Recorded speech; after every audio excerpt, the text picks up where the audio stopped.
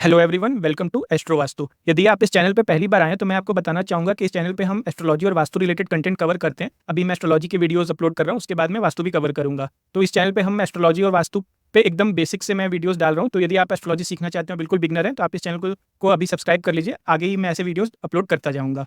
और यदि आप एस्ट्रोलॉजी में इंटरेस्टेड नहीं भी हैं, बट इन जनरल तो भी आपके लिए चैनल काफ़ी बेनिफिशियल रहेगा, क्योंकि मैं इस पे ऐसे वीडियोस अपलोड करूँगा जिसमें कि जैसे यदि आपके पास कुंडली नहीं है, या पहले के टाइम पे होता था 1960 1970s में लोगों के पास जनरली अपना बर्थ टाइम नहीं होता, तो उस समय क्योंकि उतना लोग नोट नहीं करते थे। तो भी मैं ऐसे वीडियो लाऊँगा जैसे कि इसमें सारे सिंपल रेमेडीज़ करके कि आप अपने सारे 9 प्लैनेट्स जो कि आप यहाँ देख सकते हैं उसको आप ठीक कर सकते हैं, कुंडली के बिना भी, ठीक है?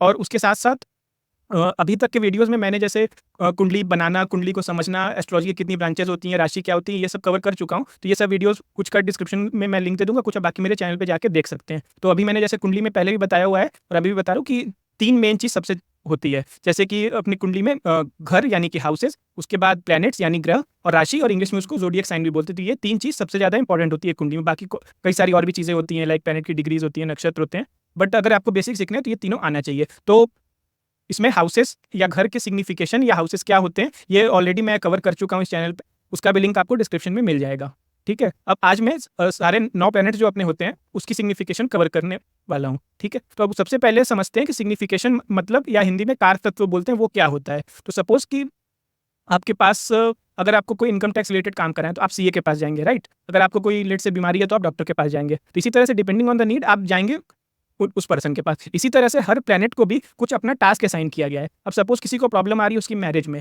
तो उसके लिए कौन-सा प्लैनेट रिस्पॉन्सिबल है? तो वो है वीनस, तो हम वीनस को देखेंगे, ठीक है? इसी तरह से यदि अगर आपको गवर्नमेंट जॉब देखना है, तो आप उसके लिए प्लैनेट सन को देखेंगे, जो आज हम कवर करने वाले हैं। तो इसीलिए सिग्निफिकेशन का आपको पता होना चाहिए। जब आप सारे हाउसेज़ के सिग्निफिकेशन समझ जाएँगे, सारे प्लैनेट्स के, तो फिर हर हाउस में कौन-सा प्लैनेट बैठा है, उसके हिसाब से हम प्रेडिक्शन कर सकते हैं। तो आइए वीडियो को शुरू करते हैं।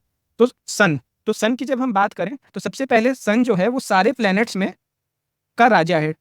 अब राजा है तो इसीलिए वो सबसे ज़्यादा पावरफुल भी है, ठीक है? उसके बाद फिर सन जो है हमारी सोल या हमारी आत्मा जो होती है, उसका भी कारक है। उसके बाद यदि हम अपने रिलेटिव में बात करें, तो हमारे फादर, हमारे बॉस या फिर गवर्नमेंट भी सन से ही हम देखते हैं। पहले के टाइम पे जैसे राजा होते थे, लेकिन अब तो वो है नहीं, तो गवर्नमेंट भी राजा के बराबर है, तो इसीलिए हम गवर्नमेंट भी सन से देखते हैं। उसके बाद आपके बॉडी पार्ट में यदि मैं बात करूँ, तो आपका हार्ट या आपकी डब्ल्यूबीसी मतलब व्हाइट ब्लड सेल, ये भी हम सन से देखते हैं। ठीक है? उसके बाद आपके बॉडी में आपकी एनर्जी कैसी है, मतलब आप एनर्जेटिक हैं या हमेशा डल से रहते हैं। उसके बाद आपकी इम्यूनिटी कैसी है, ये सब चीज़ें हम सन से देखते हैं। उसके बाद आपकी ईगो, मतलब आप काफ़ी ईगोइस्टिक हैं या ईगोइस्टिक नहीं है, ये चीज़ भी हम सन की प्लेसमेंट से देखेंगे कि कुंडली में कहाँ पे वो है। उसके बाद आपकी लीडरशिप स्किल, ठीक है? आपकी अथॉरिटी, ये सब चीज़ें भी हम इसी से देखते हैं। उसके बाद आपका नेम, फेम, पावर, तो ये हम सन से देखते हैं।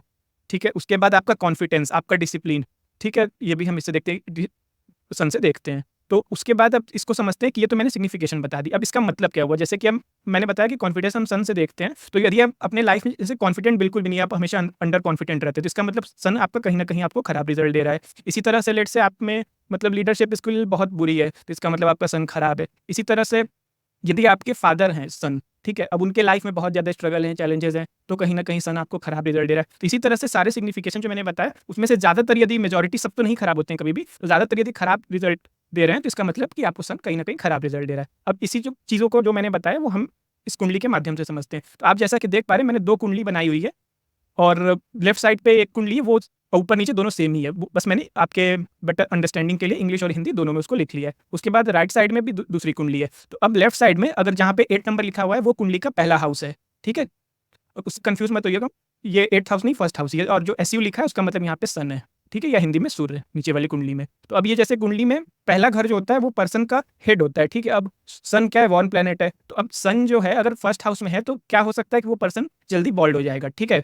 इसी तरह से इस कुंडली में यदि हम देखें, तो 10th हाउस जो है आपके वर्क प्लेस का, आपके ओवरऑल करियर का होता है। अब सन क्या है? ईगो। तो अब इसमें काफ़ी ज़्यादा चांसेज़ हैं कि इस पर्सन के अपने बॉस या अपने कलीग से ईगो क्लैशेज़ हो सकते हैं, ठीक है? अब इसी तरह से मैंने जैसे पहले बताया था कि हमने हाउस की सिग्निफिकेशन को पकड़ा कि 10th हाउस पकड़ लिया, जो कि करियर होता है, वर्क प्लेस होता है, और सन जो है ईगो होता है, तो वर्क प्लेस पे ईगो क्लैश होंगे, सिंपल। इसी तरह से फिर वापस इस कुंडली पे आते हैं, तो सन जो है मतलब आपका वॉर प्लैनेट, ठीक है? और फर्स्ट हाउस जो है आपकी पूरी बॉडी होती है। तो अब वॉर में तो इसका मतलब आपकी इन जिस पर्सन का सन जो है फर्स्ट हाउस में, उसका बॉडी टेम्परेचर नॉर्मल लोगों से थोड़ा-सा ज़्यादा होगा, ठीक है? तो इस तरह से हम प्रिडिक्शन करते हैं। अभी तो मैंने ये आपको समझाने के लिए सिर्फ एक ही एग्जांपल लिया है, लेकिन आगे चल के मैं सन फर्स्ट हाउस में, सेकंड हाउस में, थर्ड हाउस में, सारे 12 हाउसेस में इस तरह से कवर करूँगा। उसी तरह से बाकी सारे प्लैनेट के सिग्निफिकेशन, फिर हर प्लैनेट हर घर में बैठ के क्या अलग रिजल्ट देता है वो है। फिर उसके बाद यहाँ पे आप देख रहे हैं सन है, उसके साथ एमी लिखा हुआ है। एमी मतलब मरकरी, मरकरी मतलब बुध होता है। तो सन और मरकरी साथ में है, तो उसका सन का रिजल्ट थोड़ा सा चेंज हो जाएगा। ठीक है, जैसे ही यहाँ पे भी सन के साथ यहाँ पे भी मरकरी है, तो यहाँ पे भी रिजल्ट चेंज हो जाएगा। ठीक है, तो इस तरह से मैं आगे कवर करूंगा। तो यदि ये आपको वीडियो पसंद आया हो तो वीडियो को लाइक करें और ऐसे ही इन्फॉर्मेटिव वीडियोस के लिए चैनल को सब्सक्राइब करें। Hope to see you again in the next video. Thank you.